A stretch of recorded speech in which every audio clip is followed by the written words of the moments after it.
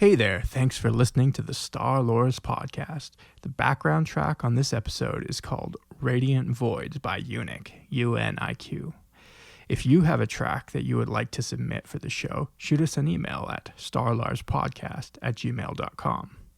Also, don't forget to give us a 5-star rating and review on iTunes, as well as subscribe so you don't miss any episodes. We are also on YouTube, so make sure to hit the like and subscribe button. You can find our socials on Facebook, Instagram, and Twitter. Just search the Star Lores Podcast. And also, I would like to make a big thank you to our supporting listeners who help make this show possible, as it is a lot of work to write and produce. But alas, it is a labor of love. But every bit of financial support helps give us a little bit more juice to keep on going. If you'd like to become a supporting listener and join our private Facebook group, the Star Lores Jedi Academy, go find us on patreon.com/StarLores. Enjoy the show. You are listening to the Star Lores Podcast. I find your lack of faith disturbing. Are you stuck-up, half-witted, scruffy-looking nerf herder? But I was going into Toshi Station to pick up some power converters.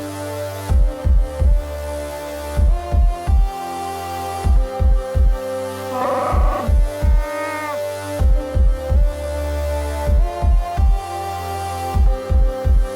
got a bad feeling about this.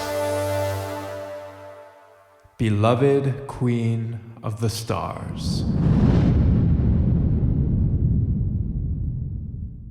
Zender told me he once journeyed to a dead world where the Force was worshipped as the triad of divine beings. The daughter was the light side, the son was the dark side, and the father was the Force itself, perhaps. Quote Arden Lin, referring to Zender's description of the ones. Of the many groups aligned with the dark side of the Force, the Order of the Sith Lords and the Brotherhood of Darkness are the most well documented. But they were far from the only sect to wield this corrupting power. Some dark side groups were merely splinter factions from the mainline Sith, tracing their intellectual and philosophical positions back to those codified by the likes of Sorzus Zin and the other Dark Jedi exiles. Other groups predated the Sith, or independently developed their own traditions and techniques relating to the infamous dark side. These are their legends. While it is all but certain that the Celestials were sophisticated users of the Force, whether they drew on its light or dark aspect is ambiguous. There does seem to be a tendency for Darksiders to participate in morally repugnant economic practices like slavery, though the degree and nature of servitude by other beings to the Celestials is unclear. They did exercise some control over various species in the galaxy. One of the reasons so little is known of the Celestials is that they evidently went extinct, notably when other species began to master space travel. There were 3 beings that may have been the last surviving Celestials, living until about 21 BBY, outliving their kin by tens of thousands of years. The Ones, as the Tharut Killik Hive would come to know them, were born sometime around 1 million BBY. They were enormously strong in the Force, and their power reached deific levels. It is no surprise that they occupied the roles of gods in the Tharut's psychohistoric tradition. The father used his power to attempt to balance the constant conflict between his children, the son and the daughter. At some point, they relocated to a lush world in the Maw cluster, where they lived in relative peace for a time. This world contained a nexus of both the dark and light sides of the Force, and hoping to prevent his children from gaining these dangerous powers, the father forbade his children from visiting them. The son, known alternatively as the Fanged God in mythology, gained his power by drinking from the font of power. The pool of water located in a dank grotto was a nexus of the dark side. The sun's notable force abilities included purple arcs of force lightning, capable of carving canyons into planetary crusts, shape-shifting into a gargoyle at will, and generally attempting to deceive or snuff out the light side, personified by his sister. The sun was quick to anger, deceptive, and in some ways a slave to his passions. He was the living personification of the dark side, in contrast to the daughter, avatar of the light. The very nature of the Force may have been reflected in and controlled by the One's family dynamics. Around 100,000 BBY, the father employed the services of a mortal being of an unknown species to help soothe the conflict between his progeny. This woman became known as the Mother. She provided emotional support and guidance to the father's children, and for a time their relationship improved. The Ones entered a period of domestic bliss. Eventually, the mother saw that her inevitable death would mean a return to the violent status quo of her children's relationship. When she reached an advanced age and believed herself to be near death, she violated the father's prescriptions against visiting the pool of knowledge and the font of power. Not being a celestial, however, the nexuses had a different effect on the mother than on her children. She was twisted and corrupted by the massive power infused into her mortal body, and she could do nothing to resist the corruption of the dark side. Like the Ones, her physical form became malleable to her whims. In her typical humanoid form, her mouth expanded to a horrible rictus grin, literally stretching from ear to ear, filled with sharp, angular teeth. Like the Ones, her physical form was plastic and could be changed at will. The mother changed her name, which is most frequently recorded as Abeloth. Other epithets for the transformed mother included Beloved Queen of the Stars and Bringer of Chaos. Unlike many feared despots and tyrants aligned with the dark side, Abeloth was self-taught. She did not learn her sinister ways from ancient texts and wizened old masters, as none existed, and for eons she was imprisoned and isolated from the galactic community by her family, who then relocated to Mortis. If he wanted to keep his children from fighting and spreading chaos across the galaxy, the father could have chosen a better residence. The Well of the Dark Side was located there. Unsurprisingly, it was at the bottom of this universal drain for the dark side, where the sun made his home, no doubt growing in power and hatred over the eons. After imprisoning Abeloth, the Ones conscripted the Tharut to build Centerpoint Station to help keep her there. Alone with her rage and negativity, Abeloth's power became comparable to the Ones. The planet's very ecosystem bent to her will. Although Abeloth was kept from unleashing her chaos for a time by the Ones, she would escape after the sun killed his sister and father. Anakin Skywalker was instrumental in the sun's filicide.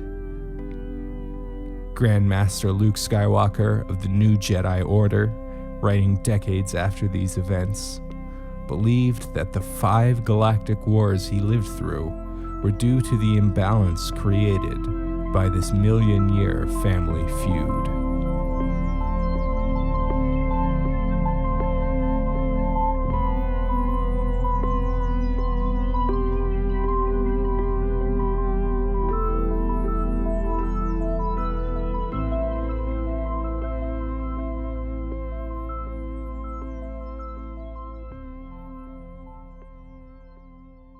Eater of Worlds.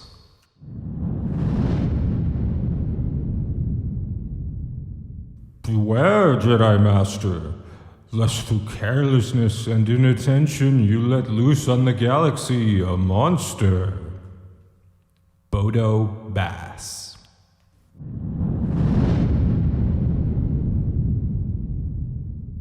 The Qua visited Lihan and made first contact with that planet's native sentient species, the Rakata, in the distant past.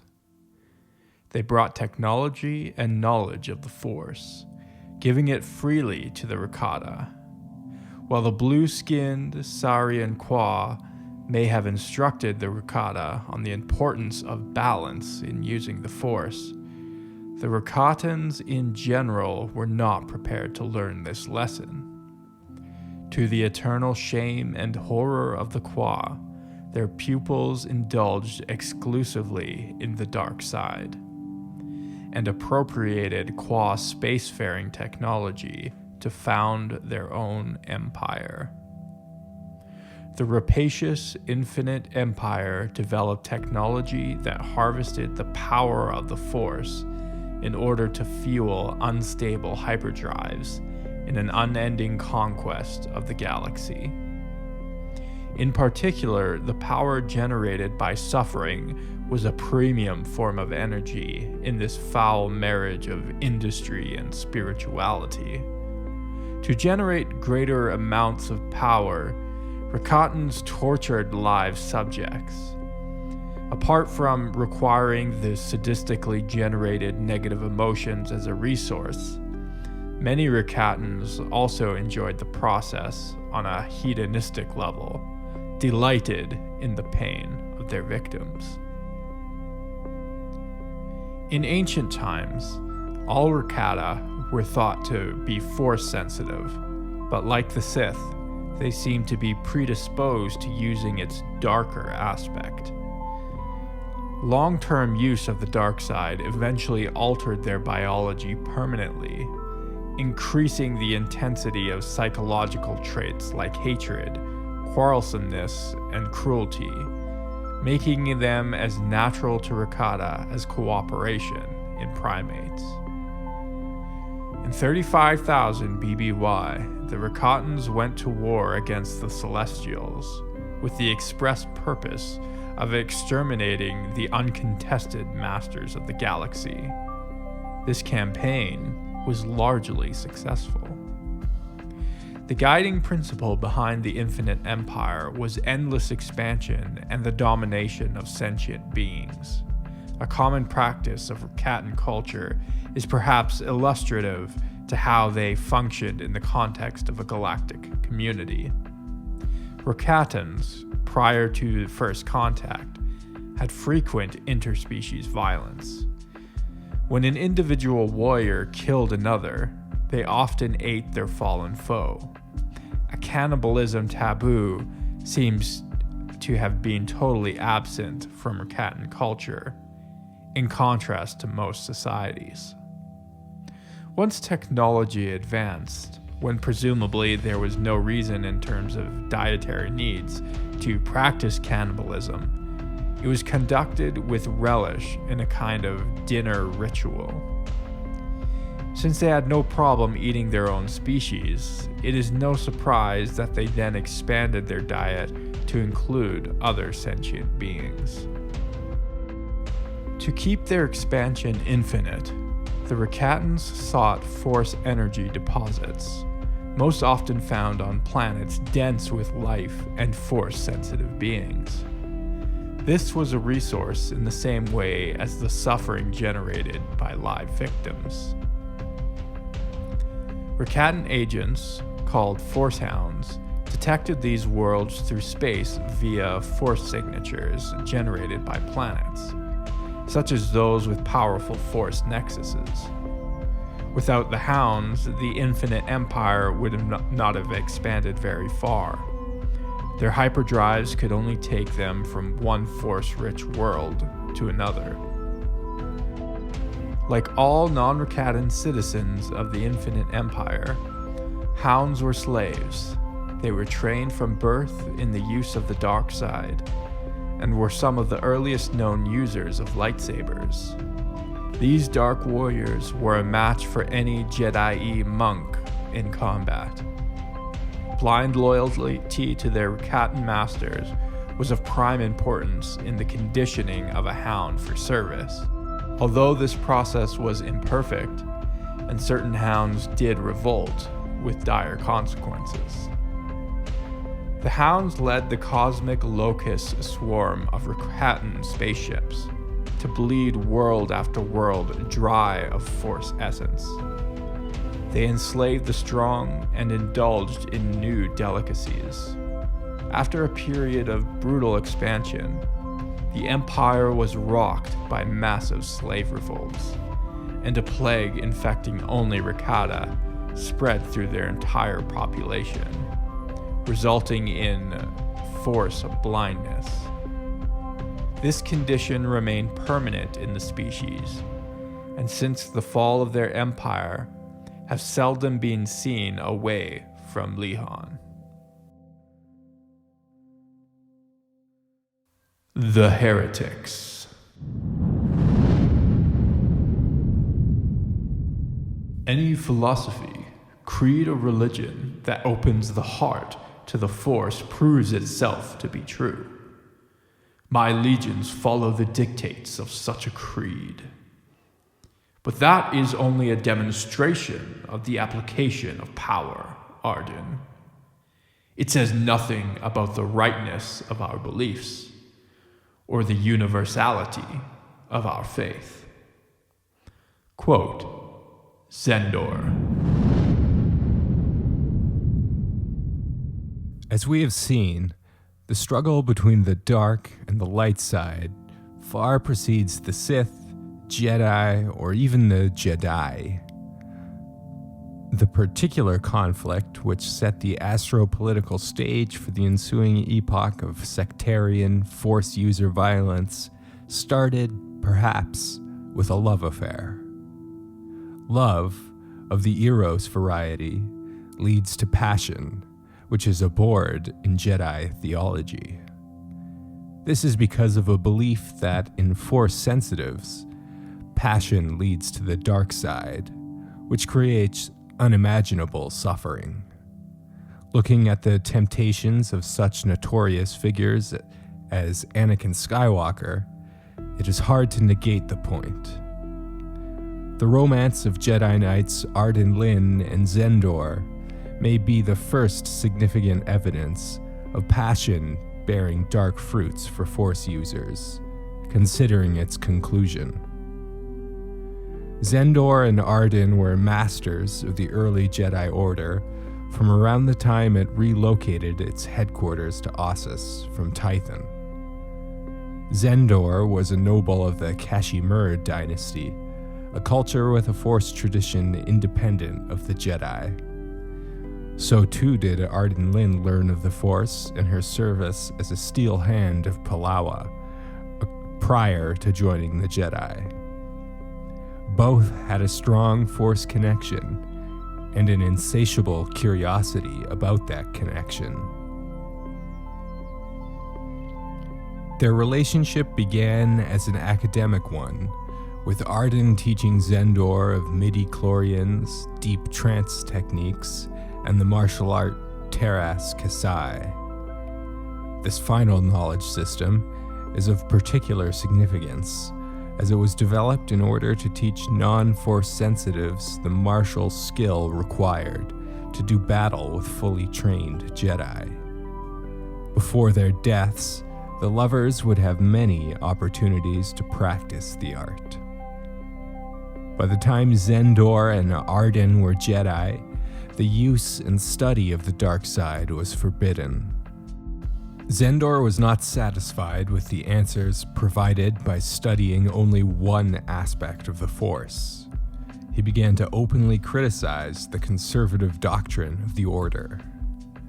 Fed up with his superiors, Zendor petitioned the Jedi Council to let him open a new academy on the planet Ledau, where he and like-minded Jedi could investigate the Force with greater latitude. Although he was denied his request, Zendor started his academy anyway. The Council refused Zendor's request on the basis of his teaching the dark side, but the Ledau Academy's curricula drew on Force traditions with diverse alignments. When the Academy began to grow at an unprecedented pace, attracting knowledge-craving Force sensitives to Ledau rather than Ossus, its members became paranoid, fearing reprisals from the Order. Students of Zendor christened themselves the Legions of Ledau, believing that war with the Jedi was inevitable. During this period, Arden and Zendor's connection to each other and the Force strengthened. They became lovers. Their repertoire of profane Force knowledge grew to a level unrivaled by even the eminent Sith scholar, Darth Sidious. The inciting incident of the First Great Schism is unknown, but something caused Zendor to launch a preemptive assault on Ossus, hoping to end an war with his former colleagues as soon as it was started. This failed, however, and a protracted and costly galactic war between the Legions and the Order followed. After many battles across diverse worlds, Zendor was slain in combat by a Jedi at Calamus. The Jedi then hunted the remaining legions, led now by Arden Lin, to Urkala. The same Jedi who slayed Zendor defeated Lin in combat, although she survived in a Force-induced state of suspended animation for thousands of years. Over 10 millennia later, during the Republic's Pius Dia era, a minor schism rocked the Jedi Order. A contingent of knights refused to withdraw from Republic space with the order to Ossus. This group christened themselves the Order of the Terrible Glare. They continued to serve the Contispex dynasty in its xenophobic holy war on the galaxy. In the grim darkness of the following centuries, their philosophy and practices changed into something hardly recognizable as related to the Jedi Order. Members of the Terrible Glare became shamans, drawing on the dark side of the Force to manipulate life itself. They built massive pyramids to channel the Force and stored their dark secrets on supercomputers contained therein. Additionally, they mastered a technique to summon eldritch extra-dimensional creatures called Razum and commanded them like warlocks from mythology to do their bidding. These beings had variable phenotypes, with some resembling cephalopods, bats, or insects. As if their physical bearing wasn't frightening enough, they could enter a person's mind through their mouth, causing intense fear and nausea. The Order of the Terrible Glare tried unsuccessfully to destroy the Jedi during the Pius Dia Crusades. By the end of this period, the Jedi emerged as victors in the Holy War. The only survivor of the Order of the Terrible Glare was a single consciousness preserved in digital form inside one of their computers. This vengeful spirit went on to lure many individual Jedi to their death. In 7000 BBY, Jedi Master Ajunta Paul made a breakthrough in the science of alchemy. He discovered how to shape and create life. His colleagues in the Order did not share his enthusiasm for this discovery. They suppressed his findings and labeled him as a servant of the dark side. By this time, Paul had attracted many disciples and followers, however, and they would not accept the dictates of the Jedi. Paul declared war on the Order, ushering in a period known to history as the 100 Years' Darkness. It was a time of unspeakable violence, crimes against nature, and scientific breakthroughs. Sorzus Zin and Karnus Mur, two like-minded individuals to Paul, collaborated to create leviathans during this time. These massive serpents were nearly indestructible and had a ravenous hunger for life essence, which they absorbed from live victims via blister pods on their back. This was far from their only weapon, as they had huge jaws lined with massive razor teeth and preternatural sight located in 4 glowing red eyes. Leviathans were a boon to the Dark Jedi war effort, and some of these terrible creatures may yet live, hibernating in far-flung corners of the galaxy, waiting for a sufficiently strong dark side master to rouse them from their millennia-stretching slumber. Zin and Mur also created a host of plagues and other biological weapons, which they used without remorse on their Jedi enemies, with the approval of Ajunta Paul. Despite having such cruel and powerful members among their ranks, the Dark Jedi lost the war. The Jedi Order had mercy on them, however, merely disarming the Dark Legions and expelling them to wild space rather than executing them. This was perhaps a tactical mistake, considering how galactic war history would play out.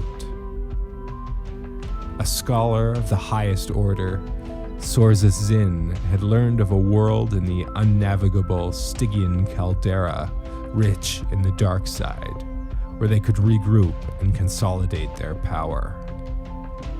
Using her knowledge of the ancient spacer lore, she successfully navigated the exiles to Korriban.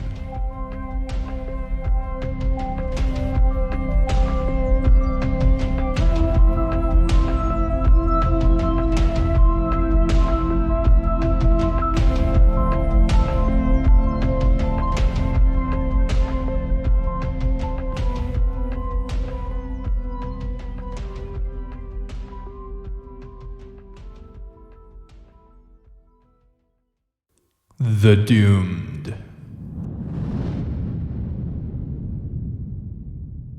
War is a lie. There is no defeat. There is serenity. There is no victory. There is death. Through power I am enslaved.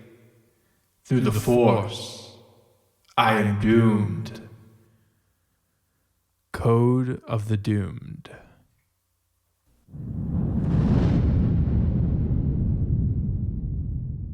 The Doomed were an isolated sect who created a syncretic Force doctrine based on elements of both Jedi and early Sith philosophies. Their code is not full of violent and sinister illusions. Neither is it cheerful psalm. It is an invocation of nihilism, of how the Force trapped the Jedi and their heretical enemies together on the same world in the same pointless struggle. Where once they were locked in mortal combat with one another, the code weaved the former nemesis together in an unachievable quest. The Doomed formed primarily to ensure the imprisonment of Remulus Drapa, a powerful dark Jedi who doubtless would have conquered or destroyed many inhabitants of the world Kesh. During the 100 Years' Darkness, a Jedi strike team pursued the Dark Jedi exile Remulus Drapa and his disciples to wild space. Specifically, the interstellar hunt ended in the Kesh system. Both forces crashed on the hospitable planet, but each with many survivors. The violent animus between the Jedi Order and its apostates spread even this pre-space capable world. Unlike in the wider galactic community, these eternal enemies eventually found a way to coexist, though not without a vicious war that damaged the very geology of Kesh, separating continents and killing untold numbers.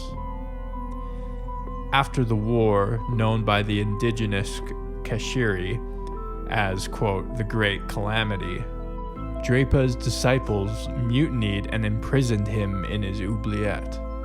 With this gesture, the Dark Jedi and Jedi made peace. The resulting sect christened themselves the Doomed. They colonized the desolate and icebound polar continent, containing the evil that had come to the world of Kesh in the form of Remulus Drapa was their guiding principle. The former Baron spent several centuries in cryostasis, but was killed shortly after being released.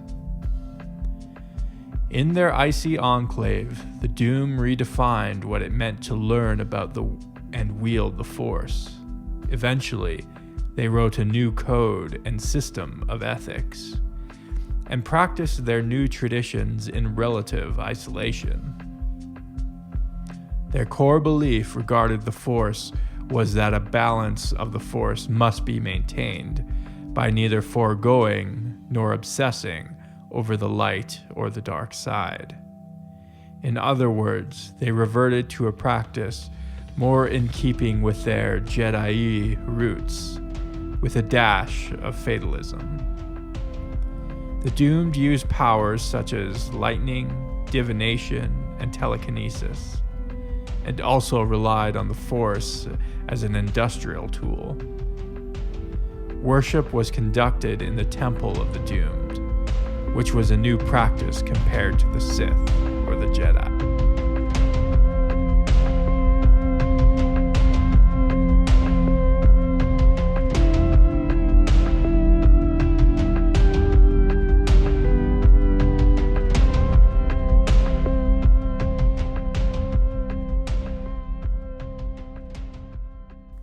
Night Sisters.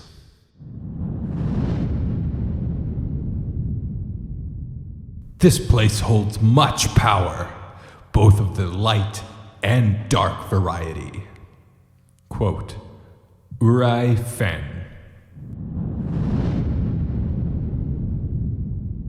Sometime around 600 BBY, the Jedi Council used an ancient form of punishment on a knight who was seduced by the dark side. They exiled Jedi Knight Alia to the planet Dathomir, hoping that in isolation from the Order and the galaxy, she would gain the perspective necessary to reform. Dathomir is a lush world with a diverse biosphere and variable climates and geology. Additionally, the Force pervades it to an unusually high degree. In some places, the Force is so strong that beings appear to glow with the Force. The planet's apex predator was a species of sentient megafauna now infamous across the galaxy, the mighty Rancor. Its native human population seems to be descended from a population of exiles, though there was once a distinct population many millennia prior to Alia's arrival. Early on in her exile, Alia befriended the indigenous Dathomiri. She taught them to master the Force, as well as the Rancors who had long predated on them. The women who learned her ways became known as the Witches of Dathomir. Alia selected only females for training, and Dathomiri society was thereafter matriarchal. Males were selected as mates by witches, but many sons produced from these couplings were fed to rancors. In time, a new society grew, dominated by force-wielding female warriors. They traditionally enslaved the male population, despite the dictum from Alia's Book of Law, never concede to evil. Despite having what many would consider objectionable social customs, the Witches of Dathomir were essentially light-side aligned. Alia based some of the Book of Law's content on the Jedi Code, but each generation of witches changed and adapted the book, and their customs became progressively distanced from Jedi orthodoxy. Like their spiritual ancestors, the Jedi, the witches used exile to punish criminals, particularly those who used magic in heretical ways. Also like the Jedi, exiling apostates in this way led to the creation of a rival order that drew exclusively on the dark side. One exile, Gethzerion, developed what would become known as shadow magics, and like Alia, wrote a text codifying her knowledge called the Book of Shadows. And it is in this book that the fearsome sect known as the Night Sisters anchored their beliefs. The elaborate rituals and spells contained in the book were necessary for most Night Sisters to tap the dark side. With these forbidden powers, they eventually came to dominate Dathomiri's society. Like the craft of prior millennia, the Night Sisters made extensive use of illusions, essentially causing terrifying hallucinations in the feeble minds of their enemies. They were also skilled in enchanting weapons and even controlling the weather.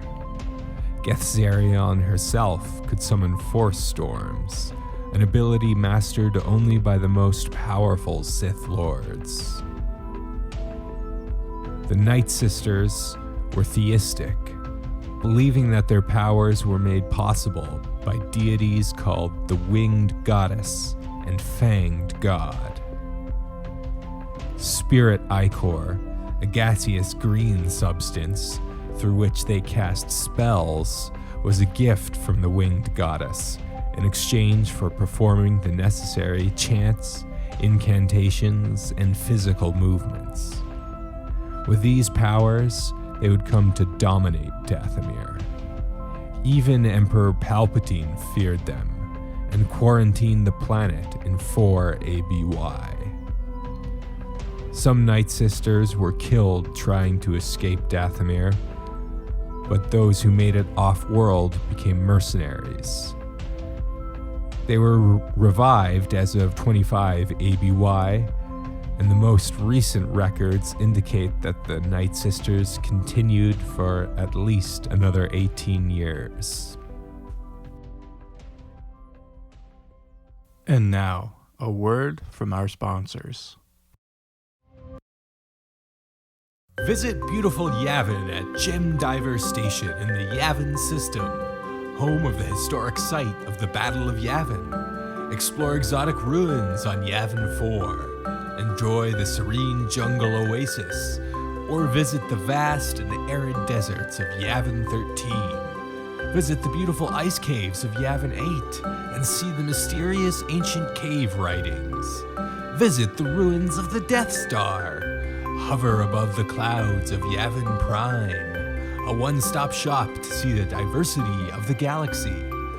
Our station audio array plays the peaceful sounds of nature to help you relax and enjoy the amenities we offer. The perfect romantic getaway. buy your significant other a beautifully locally harvested Koruska gem to really show them that you love them. Our maximum security facility will ensure you have a safe and relaxing trip. Enjoy Gem Diver Station.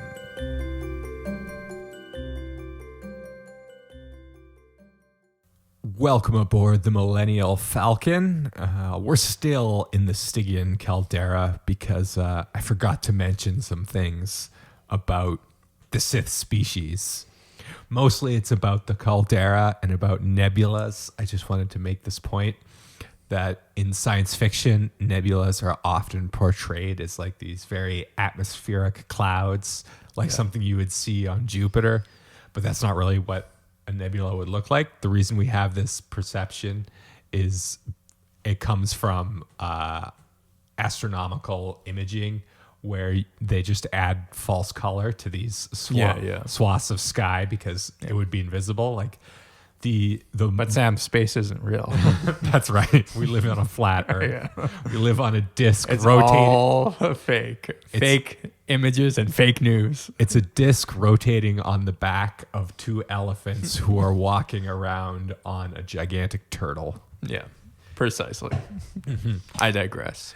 So anyway, so it's kind of like the asteroid belt problem where an actual nebula covers a huge amount of space and the gas is like really sparse. It's not very dense. Yeah. Like all the hydrogen molecules or whatever it is are super far apart. Yeah. And so it would actually be invisible to the naked eye, mostly, I believe. Yeah. Unless you get into solar nebulas, that's a whole different thing, which I'm sure will come up eventually. But I just wanted to make that point. But then interestingly, it also kind of dovetails with that thing where that, well, actually, that people always do as it pertains to asteroid belts and even Star Wars, is and it's funny because nobody ever brings this up, but there's actually a perfectly logical way where you could have an asteroid belt like what you see in The Empire Strikes Back. And that's in what's called a protoplanetary disk. So early on in a solar system's life, before planets are formed, right? It's just a bunch of rocks. Yeah, and they eventually collide. And they're specifically colliding into each other like they are in Empire Strikes Back. Right. That doesn't happen in our asteroid field, really, because they're just so dispersed and wide apart. But it's so wide, yeah. But that was definitely happening far enough back in our solar system's history. So I just wanted to make that additional astronomy point. Yeah, I mean, all you really need is couple large asteroids hit each other. They create a center of mass and start pulling in other asteroids. And maybe there's actually, this even gets more complicated because protoplanetary disks, when you actually get rocks that are like bigger than a volleyball, you can't really make good predictive models for how those then accrete into larger things. Sure. There's like this huge gap, and it's kind of like the holy grail of solar physics. If you can figure out how you get from volleyball-sized rocks to Earth-sized rocks, like you'd win a Nobel Prize in astronomy. And this is how we know that gravity isn't real. So we know that gravity is not real. That's right. It's all about density. It's just density. That's why things fall, because they're more dense. Another thing I wanted to talk about, any more science astronomical points we need? No, now I'm going to segue easily into like some really bizarre occult great word associations. Well, before you do that, I wanted to say, how about that toxic femininity of the Night Sisters, eh? Oh, yeah. Enslaving men, feeding male children to the rancors. You're like the opposite of China. Kind of. Yeah, exactly. Instead of throwing your infant who doesn't have the right genitals down a well, you feed them to a rancor. Just ripping their hearts out and giving it unto their gods. That's right. The fanged god and the winged goddess. Another thing about the Night Sisters is it's very cool that they learned to ride Rancors, but also in all the Star Wars media I could find about Rancors, they're classified as semi-sentient. But then, Oh, really? But then in the actual mythology and like the Star Wars stories about Rancors, there's one Rancor at least who was actually taught to read and write and speak. Really? And I did not know this. And Rancors are herd animals, so they're also matriarchal, and so they're kind of like if elephants were carnivores. And do they also sacrifice their young to their gods? Their young males? No, they're just being fed. They're smart enough not to have gods. They just that's the thing. It's kind of like how people say if aliens saw us, they would assume that dogs were the masters. You know, Rancors kind of. Sure. I think they occupy that space on Dathomir. Okay. So, but just going back to the Sith, I forgot to talk about this, and I really wanted to. I call this bit the hackogram tetragrammaton. So it's Hackogram Grouch, who was a famous king of the Sith.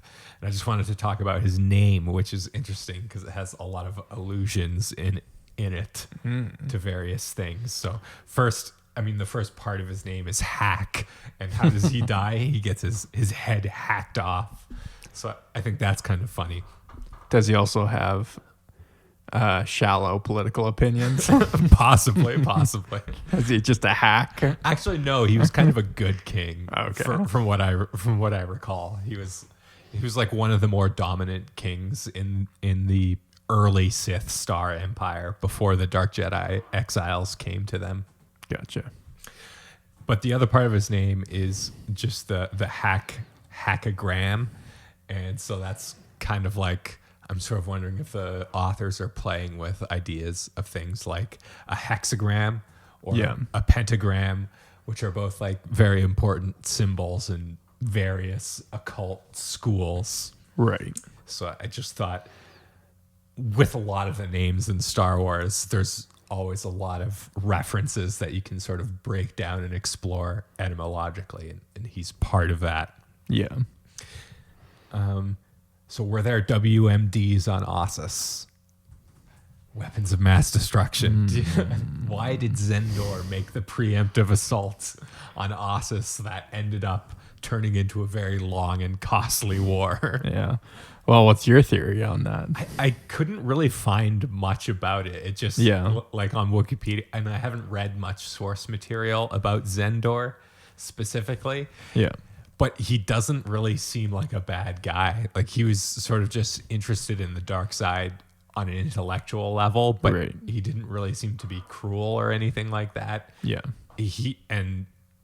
But he just seemed to have gotten paranoid after he started his rogue academy on Ledau. So I'm like, what was the reason? Did he think that there was weapons of mass destruction on Ossus, and that's why he preemptively assaulted them? Maybe the dark side was actually making him paranoid or something like that. Yeah, could be. So that's interesting. And then he also got like a lot of cult leaders, a bunch of sort of toxic yes men surrounded him, which is what I interpret the legions of Ledau to be, because they certainly seem to be paranoid because they sort of became militaristic before the war, sort of assuming that eventually they were going to have to fight the Jedi for whatever reason. Yeah. I don't know. Do the Jedi use weapons of mass destruction? The Sith do. Yeah, I'm skeptical. Unless there's like more evidence to prove the point, it's all guesswork. It's true. So the Order of the Terrible Glare, they were a really cool and sort of underdeveloped idea. They were first appeared in like the Marvel comics, so before Dark Horse, and before even the idea of what the Sith were was actually fleshed out. Like, okay, because before that, the Sith was only like a passing mention in the opening crawl of Star Wars. Like, we didn't really know what that meant exactly, other than Darth Vader and Palpatine were Sith. Yeah. And so in the comics, they wanted an ancient enemy of the Jedi, and so they invented the Order of the Terrible Glare. Yeah. Who are this other group of sort of Jedi apostates. Because the Jedi wanted to be neutral and pacifists in the holy wars of the Pious Dia Crusades. Yeah. And then it appears that perhaps they were the ones who started the pyramid technology, which of course the Sith used to great effect. They built pyramids, and I think Palpatine even had a pyramid somewhere. Yeah. I think the Qua ships were pyramids as well. That was the other thing I was wondering, maybe the Tho-Yor ships. Certainly. And the Tho-Yor ships. We just don't know where the Tho-Yor ships came from. They could have been Qua, though. More of that Egyptian influence. Precisely. Not that the Sith had anything to do with that. Yeah. And the other thing about the Order of the Terrible Glare is this is an interesting sort of meta story about them, is that they had these creatures called the Rosum, and they were actually, Alan Moore sort of invented the Rosum, because he actually wrote a comic, a Star Wars comic called Blind Fury. Oh, did he? Back in the 80s, which I think we're definitely going to have to review this at some point. Oh, man, totally. Man, Alan Moore is, I feel like... He basically invented comics. Yeah, modern comics. Like he changed Batman. He changed like superhero, the conception of superhero comics, with as not just the Watchmen. Yeah. As not being just these purely like serialized pulp kind of dumb things. Yeah. Like he turned comics into actual literature. Right. Yeah. Yeah. I would actually be incredibly curious, and not just with this book, but what Alan Moore would do with Star Wars if he was writing. Which is exactly why I want to read Blind Fury. Okay, Alan Moore, my dude, you got to write the next. You got reach out to Disney, my man. Do it. Like either Alan Moore or like oh geez, what's his face? Game of Thrones guy, Martin. Yeah, George R.R. Martin. Yeah, he should. One of those guys should reach out to Disney and pitch the next trilogy. I feel like Martin's sort of the way he writes political stories is almost too realistic for Star Wars. Like I almost want. I feel like George Lucas would love that though. He might, but George Lucas was almost doing like a broad strokes version of politics where it gets very nitty gritty in Game of Thrones. Sure. And like all these weird double dealing back alliances. Yeah. Where Star Wars is more just about one double dealing guy. I know, but I feel like if you wanted to just make a movie with a little more layers than kind of your typical, like, George R.R. Martin. If you wanted to go a different direction, don't do the Rian Johnson thing. Do like a Martin thing or a Alan Moore thing. The other problem with Martin is he would like have to write at minimum a sextology. Like, oh yeah, like do just he would need editors who are like cutting things. Yeah. He'd want to write 9 movies minimum. Yeah, for sure. The other thing I want to say about the Rosum is that in Blind Fury, there are these creatures who are just very clearly pulled out of H.P. Lovecraft's stories. Okay. Like it's again that Cthulhu thing. They're tentacular, they're sort of beyond description, and they make people go mad when you contact them. And they're from another galaxy or another universe even. And that's interesting because H.P. Lovecraft has sort of had that influence both on horror and writing about sort of dark magical ideas, which is appropriate that Alan Moore is in this because he's sort of a famous real world occultist. Yeah, totally. I'm not sure specifically like what tradition he belongs to. Yeah. He's in England, and based on what I've read in his stuff, it seems like he's he's into a bunch of weird guy. Yeah, he's into a bunch of weird stuff for sure. Yeah, he definitely looks like a wizard these days. If you've seen a picture of him, he looks like Gandalf or something. I found one little fun bit about the Night Sisters, going back to them. One of them, named Rel, reminisced about Yoda being an old flirt, which I think is a funny detail. You know what's kind of interesting about the Night Sisters, but I think so they were like very theistic, you know. Yeah, very much so. Which like the Jedi and the Sith aren't really, like they don't have a deity that they worship. I mean, it's I'm sure there's sects that do, but we sort of call them, and in the galaxy they're also known as being religious, but it's almost not even really fair. It's more like Buddhism or Taoism or something. I would say like it's much more close to Taoism. Yeah, like both the Jedi and the Sith. Yeah, where I guess you could call it religious, but it's not necessarily theistic, you know. But like obviously the Force is sort of pulled from Taoism, I think. So yeah, it is interesting to see that and the way they interact with the Force too is also similar to how Taoists do. Like they don't like worship it.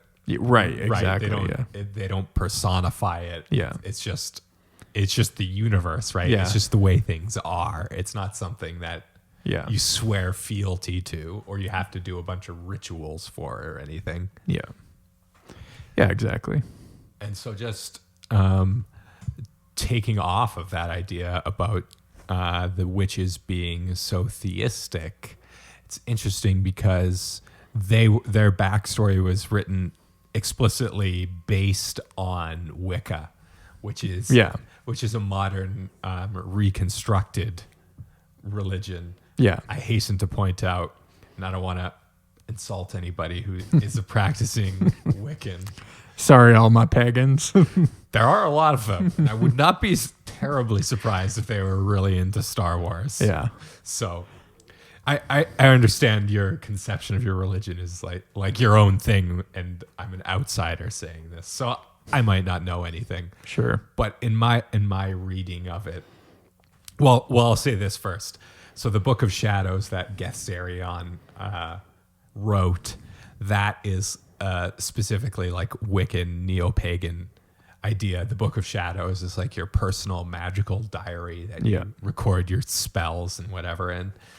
And also the Book of Law that Alia wrote, that's obviously a nod to the Book of the Law written by Aleister Crowley, who is like the most infamous Sith. The wickedest man in the world, as he was known back in sort of post-Victorian England.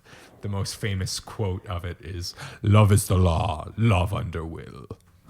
The rest of that book is like pretty nonsensical from what I understand. Yeah. I haven't really read it. Aleister Crowley did like every drug all the time and wrote while under the influence, I imagine. And he just liked to mess with people as well. Yeah. So I think a lot of his writing was like trolling the people that were following him. Yeah. But it is one of those things where I wonder if like he just needed material to give to his followers, so he just made stuff up. That I would not be surprised. Although there's also an interesting thing I think that happens with a lot of cult leaders where they start out as con men, and then when they surround themselves with enough yes men, they actually start to believe their own thing. I think this happened to like. I feel like L. Ron Hubbard is a guy kind of like that. I think that's exactly he believed what his happened. own BS, you know. But that was only after he initially started it as a con. But then he was like, "Hey, you know what?" He initially started as like a sci-fi writer, right? And did you know that he holds the Guinness Book of World Records for the most novels ever written? Really? Yeah, he's by a single author. Yeah, he wrote like over 1,000 or something completely insane. That is crazy. He was on a lot I intend of to read a couple of his books, actually. He also wrote a lot of Westerns. Oh, really? Yeah. He was like, he did a lot of Speed. I think Speed was cool back then. I bet. Called it Benny's. So another thing why I say Wicca was a reconstructed religion, which is interesting in terms of mythology, and more sort of, I view Star Wars as like mythology of the future. Yeah. And so it was started by an anthropologist, actually. I think his name was Gerald Gardner. It might have been Howard Gardner. And so he sort of reconstructed it based on ethnographies of like extant tribal religions and stuff, and also historical documents from around Europe and England and stuff. And then he later went on to claim that like his grandmother taught him Wicca and all of this stuff. And I kind of think that's a lie, because much like these other people, it's sort of Gardner sort of started doing one thing, and then because of the people he surrounded himself with, I think started believing these other strange things. And that's something I've noticed when I've like talked to Wiccans, is you get a lot of this. Like my grandmother taught it to me. Really? Which is like impossible in a lot of cases. Yeah. Because it was like a very niche religion sort of in the 30s, just in England. Yeah. Yeah, like most of them would have most people's grandmothers in the West are like evangelical Christians. Precisely. And so I think there's two things. I think some of them are liars, but I think the other part of it is they're sort of conflating what's called like folk magic, with Wiccan, and they're sort of saying that those are the same thing, when they're not. And folk magic is a thing that exists, especially in like Appalachia in the U.S. And in like Louisiana and stuff. Well, I've been to like I know Haitians, and I've been to Jamaica and stuff. Precisely. There's a lot of that kind of stuff as well. Precisely. Yeah. And so in some populations, there's a lot of that. And Voodoo. even if you think about silly nursery rhymes like "step on a crack, break your mother's back" kind of thing. Yeah. Like there are things, quote unquote magical practices like that sort of filter in and exist alongside religious practices without necessarily that person identifying as a Wiccan or something like that. Or even like, goofy alternative health practices. Sure. A lot of those are essentially just magic, and sometimes they're even taken from ethnographic sources. Are you trying to say that my essential oils don't work? They smell good, so they work, I guess. No, they're healing my cancer. That's right. Or stopping me from getting cancer. No, that's pee. You got to drink your pee. That'll cure your cancer. Got it. Cures everything. I wanted to also mention epithets. So our gal Abeloth, another example of toxic. That's a cool character. That's a cool character, though. Like, I want to read more about her. I think there's like 7 novels or something that really she appears. There's that many. Yeah. Wow. Or maybe it's just in the culmination, like the last one of a series of 7 novels. Okay. But anyway, so she's known as the beloved Queen of the Stars, and also the bringer of chaos. Yeah. And so this is like a good pull from the authors in terms of it's something that you see a lot in mythology and in ancient religions, is that particular deities have like a lot of epithets, right? These different things that come after their name. Yeah. So as an example, there's Athena, the huntress goddess from Greek mythology. I have a list of like literally 40 epithets here in front of me. The protector of cities, the builder of fortresses, the virgin, the overseer of handicrafts, etc., etc. She is very like mythical. Exactly. Like I almost kind of think of Epic of Gilgamesh territory, like what did she drink from? The font of power. Yeah. And she bathed in the pool of knowledge. Like that. I was thinking straight up biblical with the ones, actually. Like yeah. Because there's specifically a warning from the Father not to drink from the pool, the font of power, or bathe in the pool of knowledge. Yeah. It's very mythical the way. But also she was born, 100,000 BBY or whatever. So, and it's also interesting that it's sort of like the idea of hubris. And I've said this a few times. I think that Star Wars is like a Greek tragedy, and that's always major downfall of the heroes in Greek tragedies is their hubris. Right, yeah. They're trying to be like the gods. Yeah. And this is, again, she's immortal, right?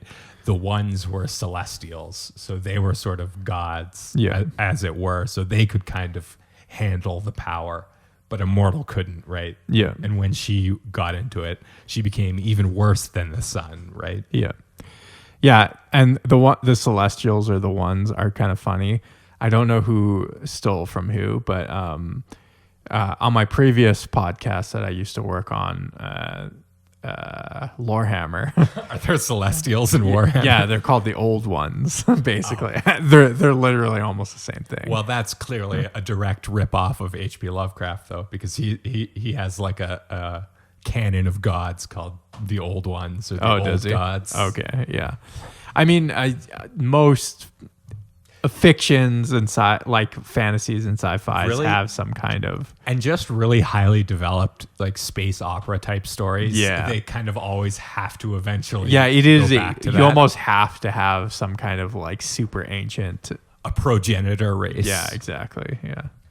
So, Star Wars author Timothy Zahn coined the term Dark Jedi, an heir to the Empire. He needed a label for Jedi who had fallen from the dark side, and the term Sith, again, still wasn't defined. So he went with Dark Jedi. I wonder why he went with Dark Jedi.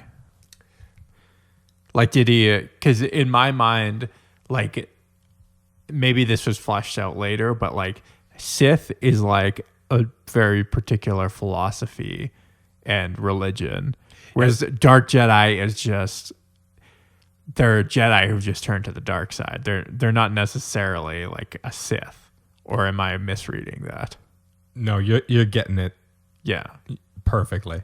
And is that what Zahn thought of when he was writing about the Dark Jedi? yeah, and I think he almost wanted to maybe even use Sith, but it's just that Sith was actually used in the movie, and Yeah. and he probably had some discussions with George Lucas as Yeah. well, and he was like, "Well, I have this more complex idea for what the Sith are, so go away from it." Yeah. And then I guess he didn't want to make whatever that clone Jedi name that like briefly trains in Heir to the Empire. He briefly changed with Luke. Joris Cabello Oth. He has he's got an apostrophe in his name somewhere.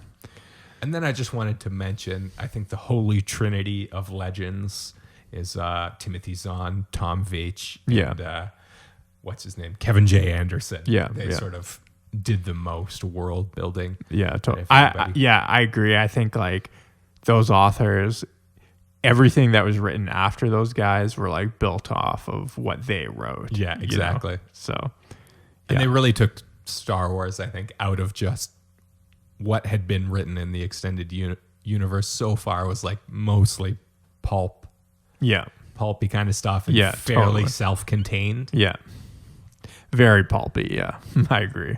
Some of it was good though, even though it was pulp. Yeah, So I'm not saying it was bad. I'm just saying, it's like dramas in the 80s and 90s. You know, there was no. It's just like you watch an episode and that's kind of it. Every episode is self-contained. You know, it's very episodic in that way. So I found this guy. He's a writer. I forget which things he wrote specifically. His name was Leland Chi, but I found a lot of references to him, and even in other episodes on Wikipedia of him, like sort of settling canon issues on forums. Oh, okay. Which I find very funny. And I got like one day I want to do a deep dive on the Wayback Machine into the forums. Yeah. And see like early aughts nerds arguing about Star Wars canonicity, and Leland Chi coming in and like slamming them down. Sorry, so who is this guy? He was just a writer for Lucasfilm. Okay, I think but he was an official writer. Yeah, he was an actual writer, but he would like settle canon disputes on the forums. That's which I find hilarious. is funny. And he said that like generally we avoid Dark Jedi when we can. Dark Jedi definition refers to any Dark Jedi user, basically. Yeah. They're not really. There's not a philosophy of dark Jedi. But right? then he also said something that doesn't make sense, which is a dark Jedi is anyone who practices the dark side of the Force, whether or not they were a former Jedi. And I think that just muddies the waters. Yeah. And I have no idea why he said Yeah, that. I feel like with Zahn's definition of a dark Jedi, it's more or less a fallen Jedi. Yeah, exactly. Yeah. Which makes sense. Like, you don't have to be a Sith to be a fallen Jedi. I guess, but what would you call like someone who was never exposed to the ways of the Jedi and they just use the dark side of the Force? Are they just a dark side user? Or I just call them a dark sider, as I titled this episode. They're just fair enough. dark siders. I think that's fair. Also, Yeah, fair enough. Another writer, Abel G. Pena, I think perhaps also in a forum, said that Zendor was a bit of tongue-in-cheek fun because he was just a swear word that Lando used to use, and they built this huge storyline off of a swear word. And I thought that's just so Star Wars expanded hilarious. universe. Yeah. And that's about it. We're going to hyperspace. May the forks be with you.